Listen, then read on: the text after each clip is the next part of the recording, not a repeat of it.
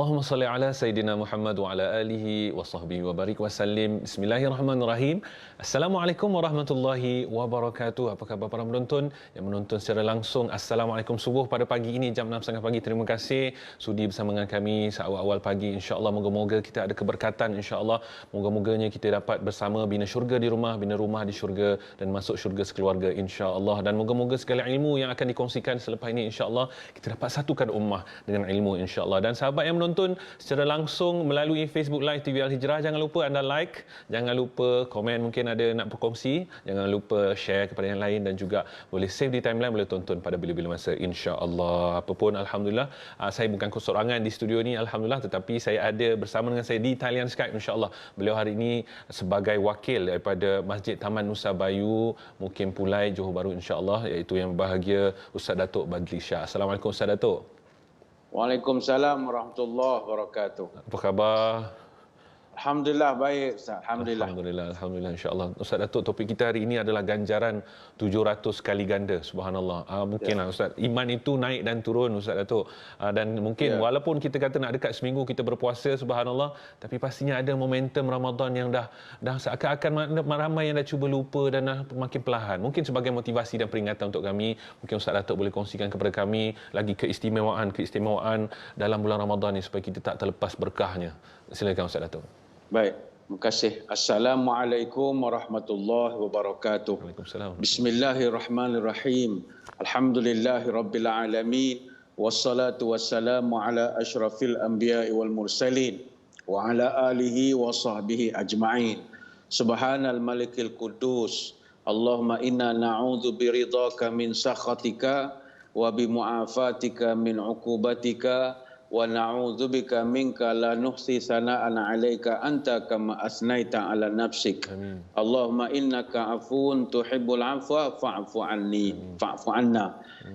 Para penonton saudara-saudari yang dirahmati Allah sekalian, Ramadan ke-7 sedang bertandang. Semua yang beriman kini diundang membaca zikir Al-Quran berkumandang. Lailatul Qadar marilah dihadang. Lailatul Qadar ada cirinya. Bumi pun senyap, tiada anginnya. Haiwan tumbuhan bisu suaranya. Seakan berhenti semua geraknya. Sungguh beruntung mereka yang dapat menjadi kurnia berlipat-lipat. Kepada Allah makin mendekat. Itulah buah amal yang berkat. Sebab itu salah satu daripada keistimewaan Ramadan Al-Mubarak adalah Allah menurunkan pelbagai bentuk rahmat dan keberkatan. Termasuklah Lailatul Qadar misalnya, yang hanya dikurniakan kepada orang yang istiqamah menjalankan ibadah sepanjang Ramadan. Sebab itu orang yang dapat menjalankan ibadah daripada awal Ramadan sampailah kepada detik 10 yang terakhir, inilah orang yang layak untuk mendapat penganugerahan di dalam malam Al-Qadar. Maka janganlah kita apabila masuk saja Ramadan ini, hari dah seminggu ini, makin menurun. Sebab kita baru saja bermula episod sebelum bertemu dengan kemuncak iaitu Lailatul Qadar. Maka kita mengajak seluruh muslimin muslimat, ayuh kita sing-singkan lengan baju, bentangkan sejadah, banyak di masjid daripada duduk di rumah. Kerana mengambil peluang daripada keberkatan Ramadan Al-Mubarak. Termasuklah yang kita nak bincangkan pada kesempatan pagi ini berkenaan orang yang melakukan amal bersedekah, membantu, meringankan kesusahan orang lain. Ini golongan yang akan didoakan oleh malaikat, orang yang dapat berkat daripada Allah. Sebab itulah orang pernah ada satu hadis Nabi SAW berpesan kepada kita, wa anfiqu mimma dalam ayat Quran, wa anfiqu mimma razaqnakum min qabli an ya'tiya ahadukumul maut fayaqula rabbi laula akhartani ila ajalin qarib fa asaddaqa wa aku minas salihin. Allah Ta'ala menyebut, bersedekahlah sebahagian saja daripada apa yang aku berikan kepada engkau dari segi rezeki ini. Beri pada orang sebelum kau mati. Supaya nanti jangan bila kau dah mati, kau menangis. Lalu merayu, Ya Allah, Rabbi laula akhartani ila ajalin qarib. Ya Allah, tundakanlah kematian ku ni sedikit. Ya, mati awal sangat ni, boleh lewatkan sedikit. Bila dia tanya apa sebab ente nak anjakkan sedikit? Fa asaddaqa wa aku minas salihin. Saya nak jadi orang baik, saya nak bersedekah ya Allah. Ini surah Al-Munafiqun ayat 10. Maka rugilah orang yang bila semasa hayatnya Allah beri rezeki, dia tidak mau bersedekah. Rugilah. Sedangkan bersedekah ini kata Nabi, tasaddaqu walau bitamratin. Bersedekahlah walaupun dengan sebiji kurma saja. Fa innaha tasuddu minal ja'i wa tudfi'ul khati'ah kama yudfi'ul ma'ul nar. Sebab sedekah ini walaupun sebiji kurma, dia boleh menjadikan orang yang lapar itu kenyang, dan dia boleh memadamkan dosa sebagaimana air memadamkan api. Sebab itu rugilah kita tidak bersedekah. Apatah lagi kita berada pada waktu sekarang ni, waktu subuh berpagi-pagi begini. Waktu subuh begini, saudara-saudari sekalian, banyak keberkatannya. Apa sebab? Kerana pada waktu ini, pukul 6 lebih macam ini, pertama Nabi SAW dia mendoakan keberkatan untuk umatnya pada waktu pagi-pagi ni. Allahumma barik li ummati fi bukuriha. Ya Allah, berkatilah umatku di waktu pagi. Ini hadis Abu Daud. Baik itu bersyukur, beruntunglah kita sepanjang Ramadan ni hari-hari dapat bangun pagi. Rezeki murah, pergi ke kebun membuang duri, bawa bekal rendang ketupat. Kalau bangun meninggi hari, jangan dikesal hidup merempat. Jadi ini keberkatan-keberkatan yang kita gapai pada pagi-pagi sebegini, insya-Allah. Subhanallah, Ustaz Datuk, masya-Allah. Sedekah walaupun dengan bitamratin. Hari ini tamar itu dibazir-bazirkan sebab banyak sangat tamar orang bagi, jadi bazir. Sedangkan Nabi menyuruh untuk bersedekah, subhanallah. Ustaz, macam mana Ustaz Datuk, mungkin boleh kongsikan sedekah itu, sebab ada orang kata aku ni dah sedekah dah bayar zakat fitrah, cukup dah sedekah tu kan. Sedangkan Nabi sallallahu alaihi wasallam pada bulan Ramadan tu pemurahnya baginda Nabi sallallahu alaihi wasallam terlalu lebih murah daripada angin yang berlalu, subhanallah. Mungkin Ustaz Datuk boleh kongsikan kenapa kita perlu perbanyakkan sedekah terutama di bulan Ramadan. Ya, benar Ustaz. Ada satu riwayat daripada Ibn Abbas radhiyallahu anhu disebutkan, kana Nabi sallallahu alaihi wasallam ajwadun nas bil khair. Nabi ni adalah orang yang paling laju sekali dalam bab buat kebaikan, membantu orang. Wa kana ajwadu ma yakunu fi Ramadan. Dan bila bulan Ramadan lebih laju lagi Nabi itu beribadah. Ini hadis riwayat Bukhari. Apa sebab dia memperbanyakkan lagi ibadah, khususnya sedekah ini pada bulan Ramadan Al-Mubarak? Sebab pertama, pahala luar biasa. Pahala luar biasa. Ramadan ini luar biasa. Jangankan sembahyang tarawih, jangankan puasa, apa saja ibadah. Termasuk kata para ulama, tidur pun kalau betul cara niatnya dapat pahala juga. Naumu shaim ibadah, wa sumtuhu tasbih, wa du'a'uhu mustajab, wa amalu mudha'if. Kata ulama, tidurnya orang puasa itu dikira ibadah. Kalau betul caranya, jangan sampai kelewatan semayang. Diamnya itu dapat pahala tasbih, doanya itu sangat mustajab, dan setiap amalan dilipat gandakan. Dia beza Ramadan dengan bulan lain. Kalau macam bulan biasa, kita dapat ganjaran 10 kali ganda. Kullu hasanatin bi asyri amsalihha ila 700 di'fin illa siyam fa innahu li wa ana ajzi bih. Setiap pahala anak Adam dibayar antara 10 sampai 700 kecuali puasa. Aku sendiri yang akan berikan upahnya. Jadi hari biasa 10 kali ganda. Kalau bulan Rejab 70 kali ganda. Kalau bulan Syaban 700 kali ganda. Kalau Ramadan minimum 1000 kali ganda. Sebab itu Nabi nak mengambil keberkatan daripada benda ini. Justru itulah kata para alim ulama, Nabi ada 7 amalan dia takkan tinggal. Khususnya bulan Ramadan. Tahajud, jaga ismayang, beristighfar setiap masa, bersedekah setiap hari, semayang duha, baca Quran setiap hari, dan tidak meninggalkan semayang jemaah di masjid. Jadi salah satunya adalah bersedekah. Itu yang pertama. Kita nak dapat ganjaran yang banyak. Mungkin ada orang akan petikai, apa ni? Kita niat ibadat ikhlas kerana Allah. Apa saya nak kira-kira pahala? Saudara, untuk Ramadan memang disuruh kira pahala.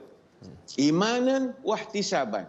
Siapa yang berpuasa Ramadan dengan iman, iaitu kepercayaan kepada Allah, wahtisaban. Ihtisab maknanya hisab, kira. ilmu hisab, kita ngira berapa dapat pahala, berapa dapat pahala. Itu memang ada suruhannya khusus untuk bulan Ramadan Al-Mubarak. Jadi kalau ditanya kenapa Nabi memperbanyakkan ibadah khususnya sedekah pada bulan Ramadan ni, kerana pahalanya berganda-ganda. Hatta kalau kita belanja orang berbuka sekalipun, orang makan berbuka puasa, man fatara sa'iman kana lahu mithli ajrihi ghaira annahu la yanqusu min ajrin sha'imu syai'a.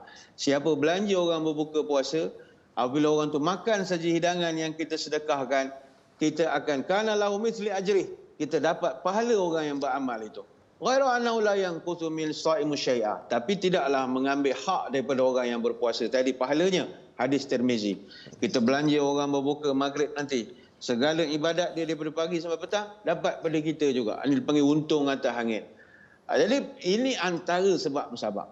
Yang kedua, Nabi SAW dia banyak melakukan ibadah puasa, ibadah sedekah menolong orang ini sebab nak membantu sesama manusia. Kita bersedekah atau berinfak ini, kita memenuhkan keperluan orang-orang yang memerlukan. Contohnya anak-anak yatim piatu, kita membantu fakir miskin, kita membantu kaum du'afa, kita membantu mereka, kita ringankan hidup mereka. Sebab itu kita membantu orang ini Allah Ta'ala sayang. Siapa yang hidupnya meringankan beban orang, siapa yang hidupnya menggembirakan hati orang, ini amalan terbaik. Sahabat pernah tanya Nabi, ya Rasul, apa amalan yang kalau aku buat Allah sayang pada aku? Apakah amalan yang kalau aku buat Allah akan cinta pada aku? Nabi kata, antara orang yang paling Allah sayang adalah anfa'uhum linnas, orang yang memberi manfaat pada orang lain. Jadi kalau kita menolong, salah satu cara digelarkan memberi manfaat kepada orang lain.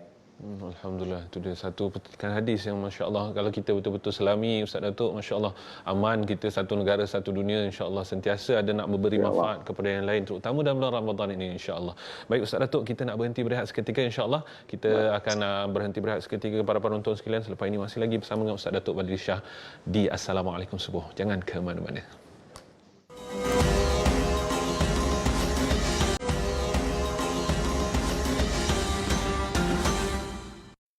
Sesungguhnya sedekah menolak 70 macam bala dan bencana. Hadis riwayat Tabrani. Ayuh, sucikanlah diri kita dengan berinfak dan berwakaf kepada dana pembinaan Masjid Taman Nusa Bayu, Mukim Pulai, Johor Bahru sekarang. Semoga infak anda ini dibalas dengan 1000 kebaikan dari Allah Subhanahu wa taala. Insya-Allah.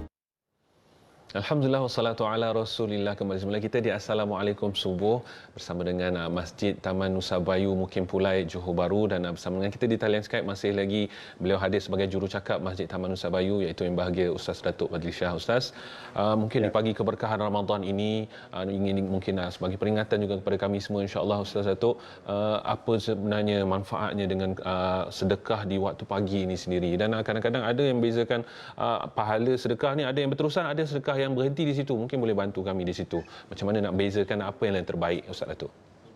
Baik, terima kasih. Saudara-saudari muslimin muslimat sekalian, antara sedekah yang terbaik adalah sedekah yang dia punya manfaatnya berpanjangan.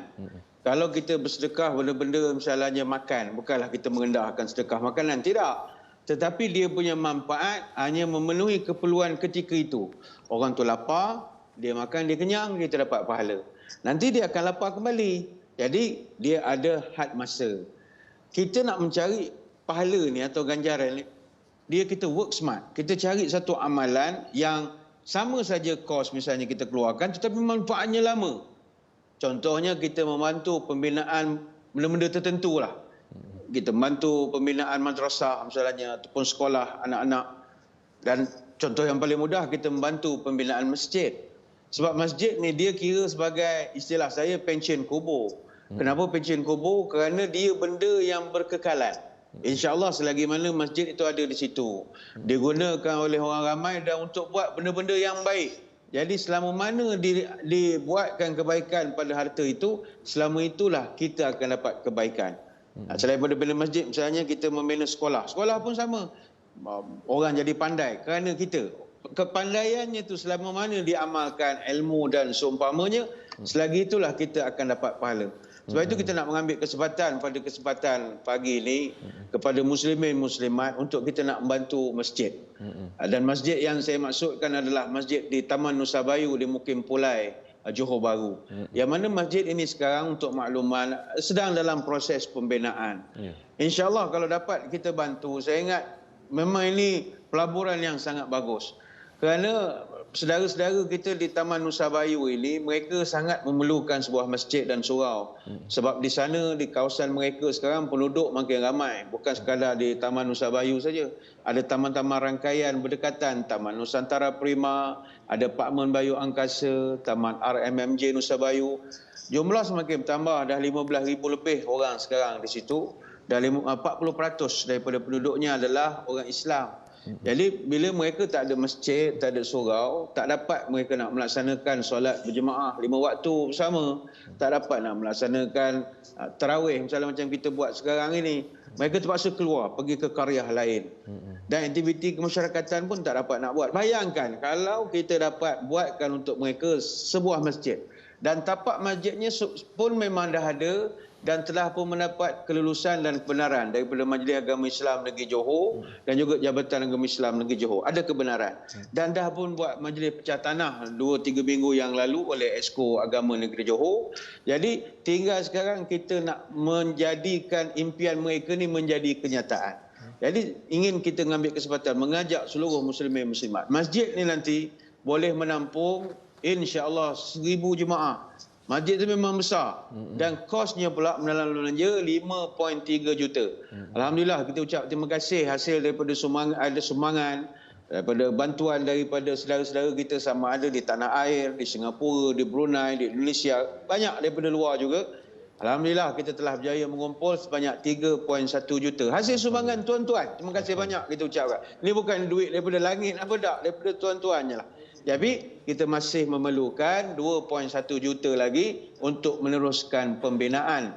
Jadi kepada yang berminat, bersemangat seperti yang tertera di kaca TV sekarang, maklumat akaun bank dan sebagainya, jangan lupa untuk menyumbang kepada kita.